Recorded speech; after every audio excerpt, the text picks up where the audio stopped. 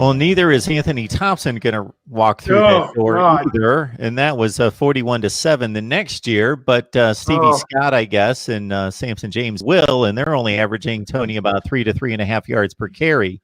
So what I was alluding to off the top was Ohio State's secondary, the concerns there versus what could be argued to be the second best wide receiver / tight end group in the Big Ten, and that being a trouble spot for the Buckeyes. But maybe they can lean things toward the pass defense and rely on their front four to deal with the run, since Indiana struggled there. Yeah, with as bad as Indiana's running game is, you feel like you can stop it with the nickel defense and just worry about the passing game, even though Ohio State will tell you everything we do is to stop the run. And then, like Larry Johnson says, we stop the run, and then on the way to stopping the run, you can go get the quarterback. And so that's what his defensive line does. But after seeing the way Indiana went after Michigan and Michigan State, they attacked Michigan. They threw the ball way more, like 17 times to 5 times in the first quarter against Michigan. And then the second quarter, it was balanced. Third quarter, it was overweighted towards the pass. And why not? Because Michigan's defense, their pass defense is terrible. Ohio State's pass defense, I don't think is terrible. It's probably the weak spot, so why wouldn't you go after it? I just wonder how one-dimensional you can be against the Buckeyes with this pass rush, because if you're just going to throw it, then they know that, and that helps the pass rush. But Indiana gets rid of the ball really quickly. Michael Penix does, and he can feel it. He can evade. He's not really running the ball this year, but he's obviously capable, and he can escape and create extra time. But yeah, if they just come out and, because I don't know, I think like it makes sense that they would throw the ball and they would work on the throw and just try to throw as much as they can. But again, then Ohio State wants any opponent, they want them to be one-dimensional. And so if Indiana is one-dimensional, does that play then, Steve, into Ohio State's hands, even if it's one-dimensional towards the Buckeyes' weakness? Yeah, I think you make really good points there. It's kind of like Indiana hasn't run the football because they really haven't needed to run the football. I mean, they've been in some tight situations. I mean, obviously they trailed Michigan State, or rather Penn State, in that first game and had to rally to force the overtime. So they've been in some tough spots and in some tough yardage situations, but Penix has always pulled them through one way or the other. And I'm excited to see him play in person. We did not get to see him play last year in the game at Indiana. Peyton Ramsey played, and the Buckeyes, Chase Young just, swallowed him up whole last year. And Ohio State kind of smothered Indiana. It was a hot day last year in Bloomington, and the Buckeyes just jumped on them. It was 30-10 at halftime, and it wasn't even that close, really. And Chris Olave kind of took over the game. He caught a bomb, and he also blocked a punt for a safety. And both those plays happened in a span of about 2 minutes of clock time in the first half. And it was just like, kind of like the Karate Kid. Your karate is no good.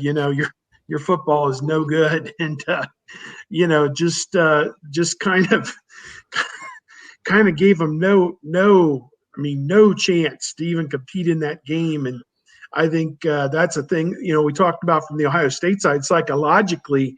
Do you take this team seriously? I think from the Indiana side, they're talking a great game. Oh, we're playing wonderful football, and we came here to win games, and we're not surprised by it. And this is a glass ceiling that they have kind of punched through. When you think about, for the last 5 or 6 years, the East has been Ohio State, Penn State, Michigan State, jumble them up in pretty much any order, and that's been the top 4.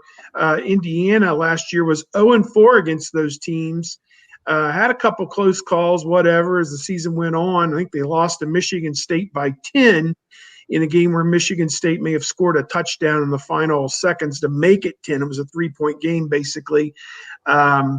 So that was their mission going into this season, was to like talk a lot about in the job market, crash through that glass ceiling and put yourself on the top rung. And Indiana has done that. They beat Michigan State. They beat Penn State. They beat Michigan. First time they beat Michigan since 1987. Only the second time in 26 meetings they've beaten Penn State. And, first time, obviously, they beat Michigan and Penn State in the same year. 2 wins over ranked teams, although, those ranked teams are combined 1-7 now.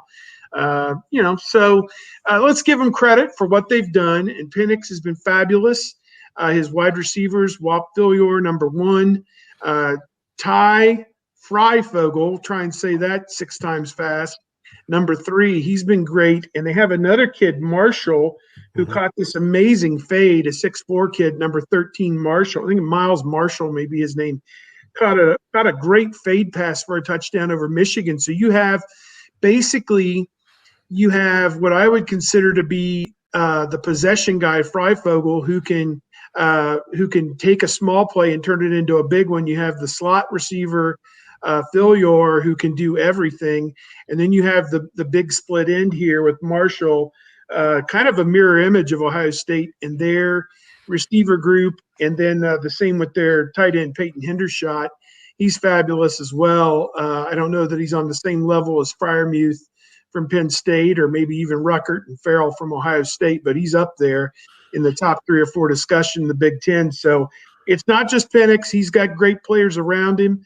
And I'm going to be interested to see how they go about attacking Ohio State's defense, a defense which played phenomenal first half against Penn State, first half against Rutgers, played terrible second half against Penn State, and as bad as it's been in years in the second half against Rutgers. No, nobody can cover them both. You might have a corner that can do their best against one of them, but the thing is, you'll have Garrett Wilson in the slot, and who do you put there? Do you put your number 2 corner? Do you put your number 1 corner? Do you put your number 3 corner? Is it a safety? You've got arguably one of the best receivers in the Big Ten, in Garrett Wilson. And when they put him in a slot, that makes it a difficult matchup for anybody, because if you do pull the number 1 corner to play him, he's not used to playing in the slot, so you generally don't do that. And if you were going to pull the number 1 corner, you're pulling him off of Chris Olave. That's not smart.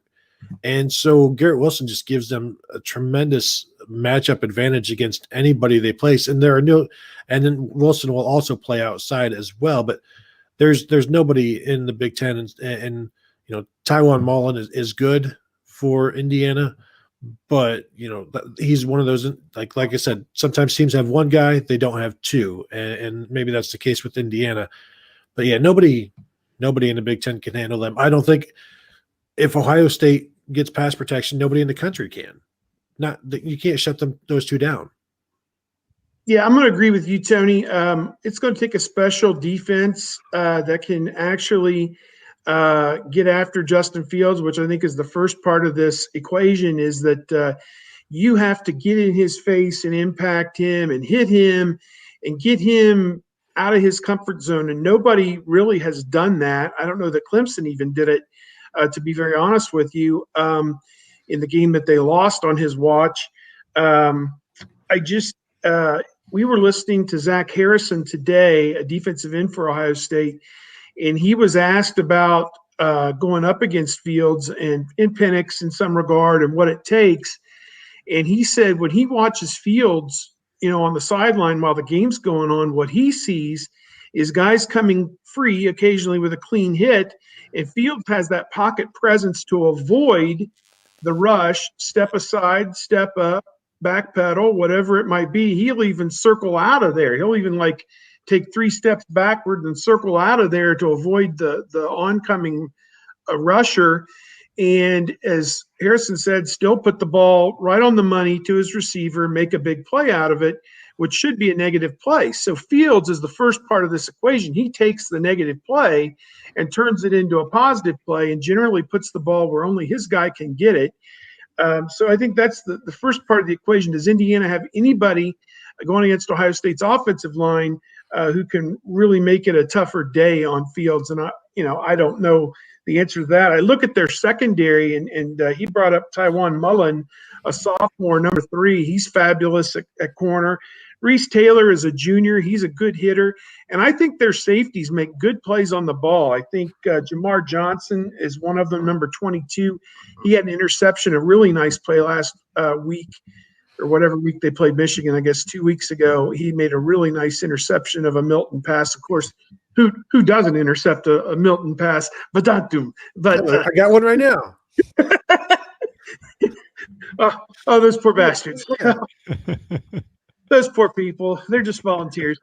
We had a chance with Greg Madison today, and I texted our little group, and I was like, somebody needs to ask this guy about Harbaugh in Michigan, and start the question with, I mean, you were there. I'm sure there were at least a couple good times. I mean, how bad does this make you feel to see what they're going through up there, or whatever? And of course, I'm joking. I don't think you would ask Greg Madison to kind of revel in Michigan's misery, and I'm just digressing because it's what everybody down here likes to talk about. But at any rate, getting back on Indiana, I think they got their hands full. I think any team's going to have their hands full with Olave and Wilson, and it's going to take pass rush. It's going to take great secondary play.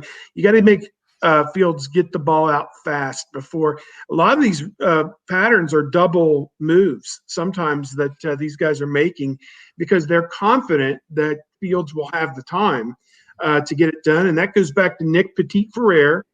We heard, Day yesterday made the comment that Petit-Ferrer is making upperclassman type adjustments against the blitz, where the upperclassmen have seen all the different things that teams can do. And Ferrer's only played 3 games, Petit-Ferrer, and he's already kind of picking up some of these little wrinkles that you can't show him in practice. They're only seeing him in a game, and yet it's not phased him yet. So that's a good sign, I think, for Ohio State pass protection. Just had a conversation that will be posted in the morning with Indiana Rivals writer, and he made the statement before predicting Indiana would win the game like 35-31. No, 31-25 was his final, as I'm posting a 35-17. Steve can't believe it. Yes, he went 31-25.